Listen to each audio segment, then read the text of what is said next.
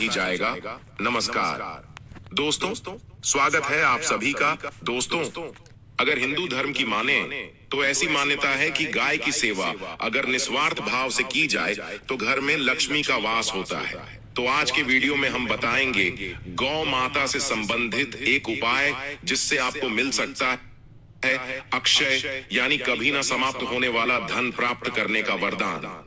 लेकिन दोस्तों, सबसे पहले जान लेते हैं कि सफला एकादशी व्रत की पूजा कैसे की जाती है।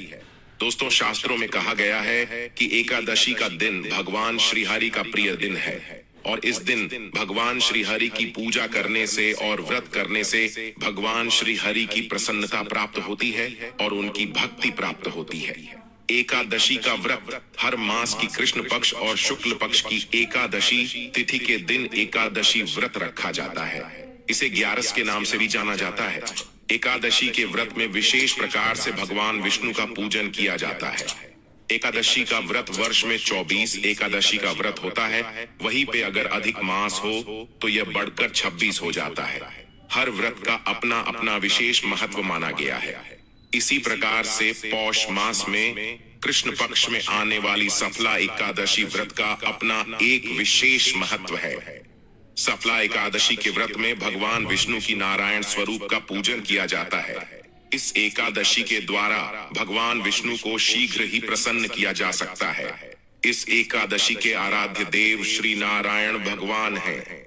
जिस प्रकार नागों में शेषनाग, पक्षियों में गरुड़, ग्रहों में सूर्य चंद्र, यज्ञों में अश्वमेध यज्ञ और देवताओं में भगवान विष्णु श्रेष्ठ है, उसी प्रकार व्रतों में एकादशी का व्रत श्रेष्ठ माना गया है।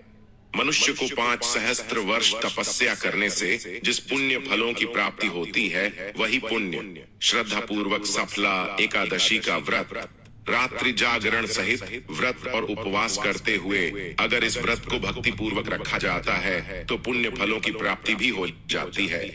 यह व्यक्ति के सभी प्रकार के पापों को नष्ट करने वाला है। दोस्तों, इस बार नए साल की शुरुआत होगी सफला एकादशी के साथ ही और 7 जनवरी रविवार के दिन सफला एकादशी का व्रत रखा जाएगा। ये एकादशी पौष मास के कृष्ण पक्ष की और साल की पहली एकादशी है।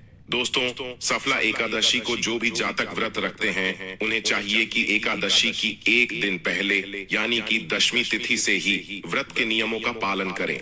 दशमी तिथि के दिन सूर्यास्त होने से पहले ही भोजन ग्रहण कर लेना चाहिए और शुद्ध सात्विक आहार ही ग्रहण करना चाहिए। तामसिक वस्तुओं का प्रयोग बिल्कुल भी नहीं करना चाहिए। सूर्यास्त के बाद अपनी दांतों को अच्छी तरह से साफ कर लेना चाहिए ताकि आपके दांतों में कोई भी अन्न न रह पाए। तो इस बात का आप ध्यान रखें और फिर रात्रि में ब्रह्मचर्य का पालन करते हुए भगवान के नाम का स्मरण करते हुए सोना चाहिए।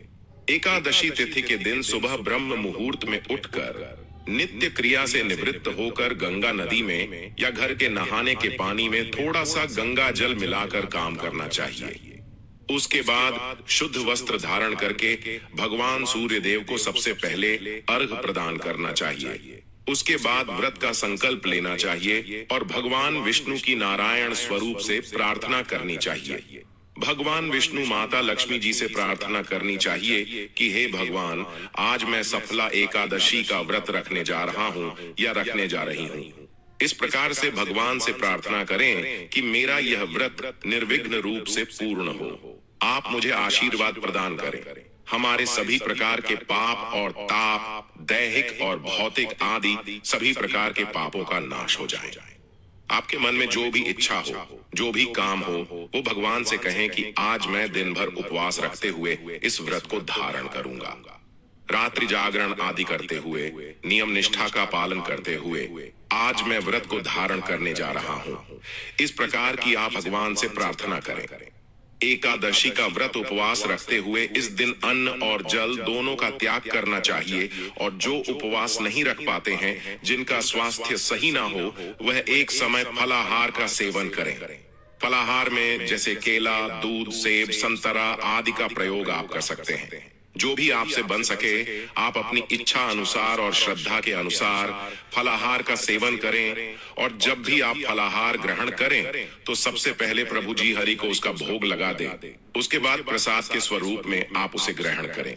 एकादशी तिथि के दिन भगवान श्री हरि का सुबह शाम के समय पूरे विधि विधान से पूजन करना चाहिए। रात्रि में जहां तक हो सके आपको रात्रि जागरण करते हुए व्यतीत करना चाहिए, और रात्रि जागरण करने से एकादशी के व्रत में अनंत गुना पुण्य फलों की प्राप्ति होती है। जागरण आदि का कार्य को करना चाहिए। अगले दिन द्वादशी तिथि के दिन दोबारा आपको सुबह जल्दी उठकर स्नान आदि करके शुद्ध वस्त्र धारण करके भगवान का पूजन करना चाहिए। इसके बाद आप आरती करें और उसके बाद आप ब्राह्मणों को भोजन करवाएं। ब्राह्मणों को दान और दक्षिणा दें, गरीबों को भोजन कराएं, वस्त्र आदि का दान कर सकते हैं। इसके बाद आप एकादशी व्रत का पारण शुभ मुहूर्त में ही खोलें। दोस्तों, आइए जानते हैं गौ माता से संबंधित एक उपाय जिससे आपको मिल सकता है अक्षय यानी कभी न समाप्त होने वाला धन प्राप्त करने का वरदान। लेकिन उससे पहले अभी तक आपने वीडियो को लाइक नहीं किया तो वीडियो को लाइक करके हिंदू रिलीजियस टेल्स चैनल को सब्सक्राइब अवश्य कर लें, और हाँ, पास वाले बेल आइकन का बटन दबाना बिल्कुल भी ना भूलें। वैसे तो युगों से चला आ रहा है कि गाय को हम कुछ न कुछ खिलाते जरूर है। गाय को सनातन धर्म में लक्ष्मी स्वरूप भी माना गया है। कहा जाता है कि गाय की सेवा करने से घर परिवार सुखी और संपन्न रहता है। जिस घर में गाय की सेवा निस्वार्थ भाव से होती है उस घर में लक्ष्मी जी की कृपा हमेशा बनी रहती है, और जिस घर में गाय की सेवा नहीं होती, अचानक से किसी भी प्रकार की वहां पर विघ्न बाधाएं आती रहती हैं। वैसे तो कुछ लोग शहरों में भी रहते हैं, महानगरों में रहते हैं, तो वहां पर गाय पालना संभव ही नहीं है। लेकिन गाय को वहां पर भी रोटी जरूर खिलाई जाती है। लेकिन कई बार गाय को खिलाने में कुछ भूल हो जाती है। तो कौन सी वो 3 चीजें हैं जो गाय को नहीं खिलानी चाहिए, आज हम आपसे इस वीडियो में साझा करेंगे। लेकिन दोस्तों, उससे पहले आपसे प्रार्थना करते हैं कि वीडियो को लाइक जरूर करें, दोस्तों को शेयर कर दीजिए, और अगर आपने अभी तक हिंदू रिलीजियस टेल्स चैनल को सब्सक्राइब नहीं किया है तो चैनल को सब्सक्राइब करके बेल आइकन जरूर दबाइए। दोस्तों, गाय के अंदर सभी देवी देवताओं का निवास माना जाता है, तो आप सुबह जो पहली रोटी बनती है वो अगर गाय को खिलाते हैं तो देवी देवताओं का आशीर्वाद मिलता है। गाय को गुरु के साथ जोड़ा गया है, यानी गुरु ग्रह के साथ, बृहस्पति ग्रह के साथ। इसीलिए गुरुवार के दिन गाय को रोटी पर एक चुटकी हल्दी डालकर खिलाए तो सुख संपत्ति, धन, ऐश्वर्य बढ़ता है, दुष्ट ग्रह शांत हो जाते हैं। जो लोग मानसिक रूप से परेशान हैं वो गाय को रोटी पर थोड़ा सा गुड़ रखकर खिलाएं। ये तो सकारात्मक ऊर्जा आती है, टेंशन खत्म होती है, स्वास्थ्य अच्छा रहता है। और अगर आपको लगता है कि आपके सभी ग्राहक खराब है तो ऐसे में गाय को पहली रोटी रोज खिलाएं। सभी ग्रह धीरे धीरे शुभ हो जाएंगे। कभी कभी जीवन में लंबे समय से कोई शुभ मंगल कार्य नहीं हो रहे होते, तब ऐसे में आप गाय को रोटी खिलाएं। गाय के मस्तक को छूकर अपनी मन्नत कहे, प्रणाम करें, पैर छुए तो आपकी मन्नत जरूर पूरी होगी। तो ये था गाय को आप क्या खिलाए उसके बारे में। लेकिन गाय को क्या नहीं खिलाना चाहिए, अब हम वो जानते हैं। गाय को रोटी तो हर कोई खिलाता है।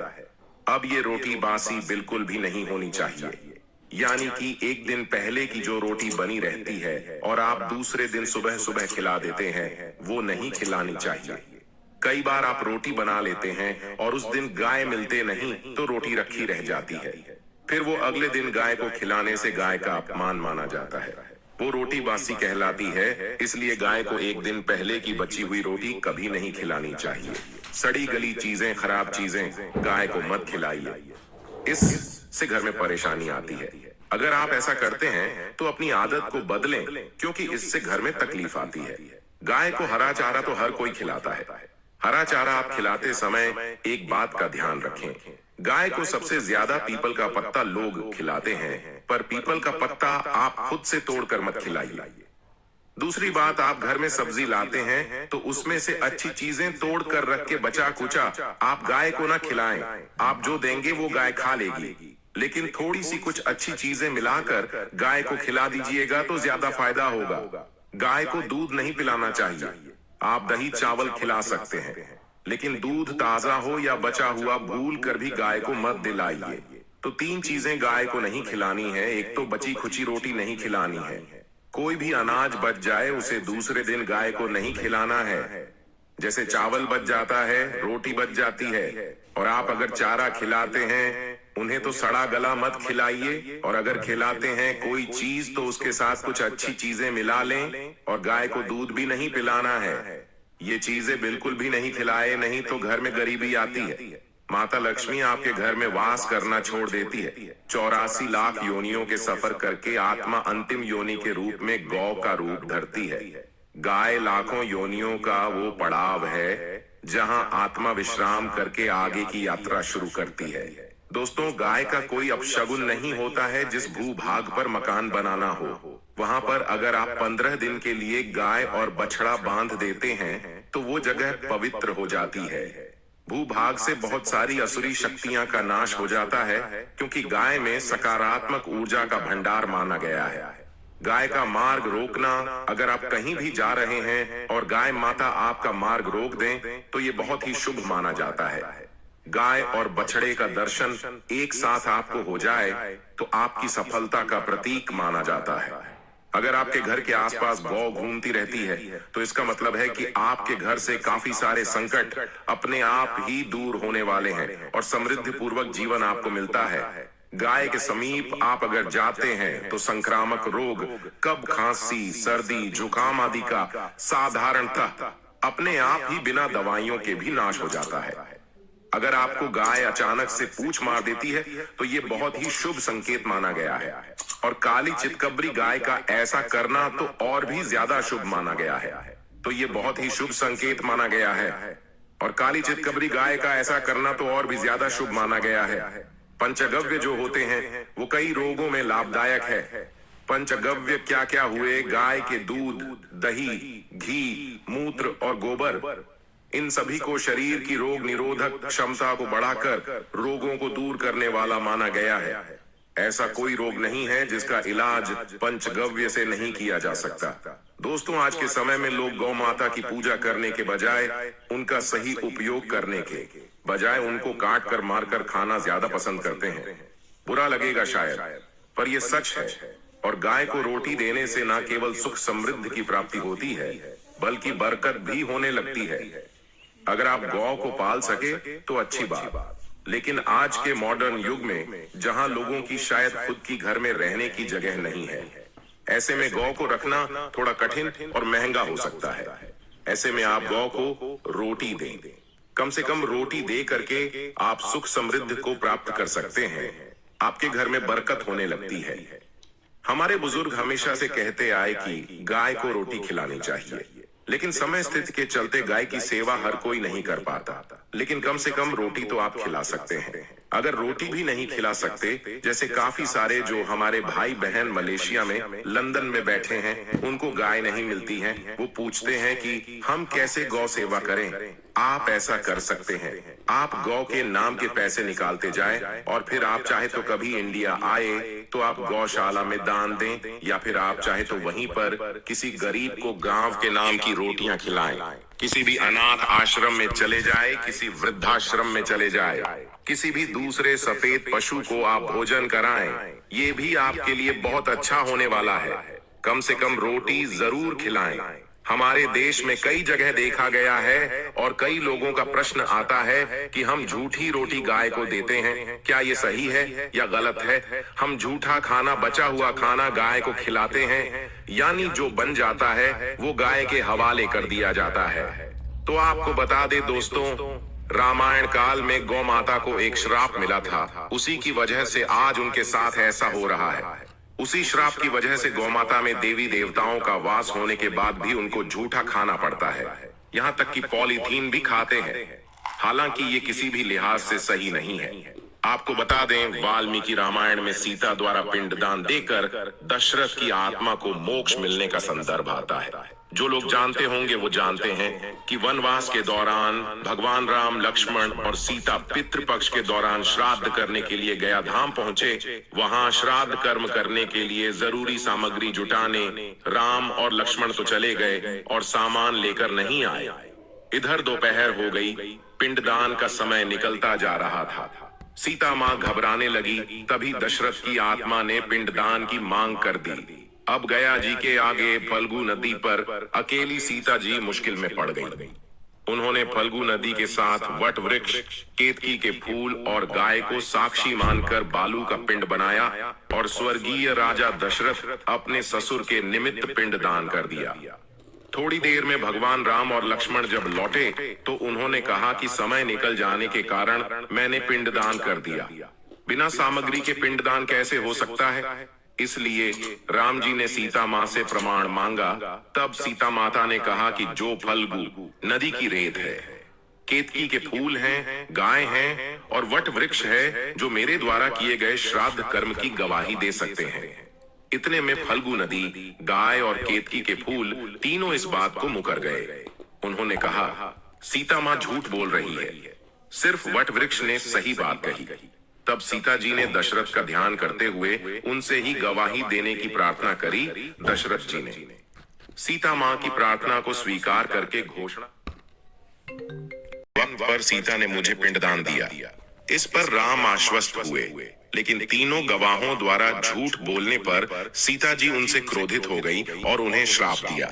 फल्गु नदी से कहा कि जा, तेरा नाम सिर्फ नदी रहेगा, लेकिन तुझ में पानी कभी नहीं रहेगा। इस कारण आप भी जानते होंगे, जो लोग जानते हैं फल्गु नदी आज भी गया मैं सूखी ही रहती है। गाय को श्राप दिया कि तू पूज्य होकर भी लोगों का झूठा खाएगी, और केतकी के फूल को श्राप दिया कि तुझे पूजा में कभी नहीं चढ़ाया जाएगा। वट वृक्ष को सीता मां ने आशीर्वाद दिया कि उसे लंबी आयु की प्राप्ति होगी और दूसरों को छाया प्रदान करेगा, तथा पतिव्रता स्त्री तेरा स्मरण करके अपने पति की दीर्घायु की कामना करेंगी। यही कारण है कि गाय को आज भी झूठा खाना पड़ता है। केतकी के फूल को पूजा से निषिद्ध बताया गया है। फल्गु नदी के तट पर जल नहीं है। सीता कुंड में पानी के अभाव में सिर्फ बालू या रेत में पिंडदान किया जाता है। दोस्तों, शास्त्रों के मुताबिक गौ माता में सारे देवी देवता निवास करते हैं। 33 कोटि देवी देवता और पितर का निवास होता है। अगर आप भी किसी मंदिर में नहीं जा सकते, पूजा पाठ नहीं करते हैं, कहीं जाकर के ग्रह दोषों का उपाय नहीं कर सकते हैं, तो आपको गाय को एक रोटी जरूर खिलानी चाहिए। हमेशा कहते हैं, पहली रोटी गाय की अगर आप भी खिलाते हैं तो दुनिया के सारे सुखों को प्राप्त कर सकते हैं। आपने अक्सर ही सुना होगा कि रसोई में पहली रोटी जो भी बने गाय को दे देनी चाहिए। हर रोज गाय को एक रोटी देने से आपके जीवन के सभी दुख दर्द दूर हो जाते हैं। खाना बनाते वक्त हमेशा पहली एक रोटी गाय की निकाल दें। इसके बाद ही परिवार के बाकी सदस्यों के लिए आपको रोटियां सेंकनी चाहिए। कोशिश करनी चाहिए कि गाय की उस रोटी में थोड़ा सा हल्दी मिला दें। इससे गाय को रोटी खिलाने का अपार फल प्राप्त होता है। अगर गुरुवार का दिन हो तो लोही ले लें। सने हुए आटे की एक छोटी सी लोई बना लें और उसमें हल्दी मिलाकर गाय को खिला दें। आपके जीवन में शुभता आती है, वैभव आता है, धन संपत्ति का वास होता है। आप जो भी हासिल करना चाहते हैं जिंदगी में, तो आप देखेंगे कि तुरंत आपको मिनटों में वो हासिल हो जाता है। इसी तरह से आपको नमक का एक उपाय बताते हैं। नमक क्या है? नमक के बिना तो हर स्वाद अधूरा है, और साथ ही साथ अगर नमक ना हो जीवन में तो स्वादहीन हो जाता है। जितना हम खाने में नमक को आवश्यक मानते हैं, उतना ही ज्योतिष में नमक को आवश्यक ही माना जाता है, और इसे कर्ज की वस्तु माना गया है। किसी का नमक खाने का अर्थ क्या होता है? उसका कर्जदार होना आपने सुना ही होगा। नमक का कर्ज अदा करना है। इसलिए अगर आप जीवन को सुगम बनाना चाहते हैं, सरल बनाना चाहते हैं, तो नमक का एक आसान सा प्रयोग आपको आज हम बताएंगे। आप देखिए कि कितने आपको सकारात्मक परिणाम मिलते हैं, और इतना आसान है कि इसके लिए आपको अतिरिक्त मशक्कत करने की कोई जरूरत नहीं है। सिर्फ आपको अपने घर में बनी सबसे पहली रोटी लेनी है और उस पर थोड़ा सा नमक रख दें। अब आप पूछेंगे कौन सा नमक रखें? तो सबसे बेस्ट है आप सादा नमक, डेली वाला नमक, सस्ता नमक जो भी है वो रखें। काला नमक नहीं रखना है, आपको सफेद नमक ही रखना है।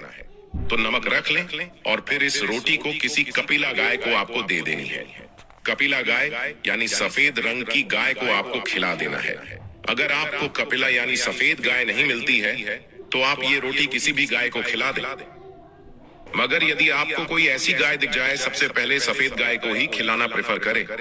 आपको बता दें दोस्तों, ये उपाय आपकी हर समस्या को जड़ से दूर कर देता है। चाहे आपके घर में कोई बड़ी कलह हो, कोई पारिवारिक वाद विवाद हो, इस उपाय को करके आपके घर में सुख का वास होने लगता है। जो भी धन की कमी हो, बच्चों की पढ़ाई हो, करियर में सफलता हो, सभी मुश्किलें आपके जीवन की दूर होने लगती है। लेकिन गाय को रोटी देते वक्त मन में ऐसा कोई भाव न लगाकर रखें कि हम रोटी खिलाते हैं या फिर हम बहुत बड़े दानी हैं। अन्यथा इस स्थिति में पुण्य फल की प्राप्ति होना संचय वाली स्थिति देता है। गाय को रोटी खिलाने से नियम से बरकत के अलावा आप देखेंगे धन संपत्ति में दिनों दिन बढ़ोतरी होने लगती है और आपके घर के ग्रह दोषों से आपको मुक्ति मिलती है।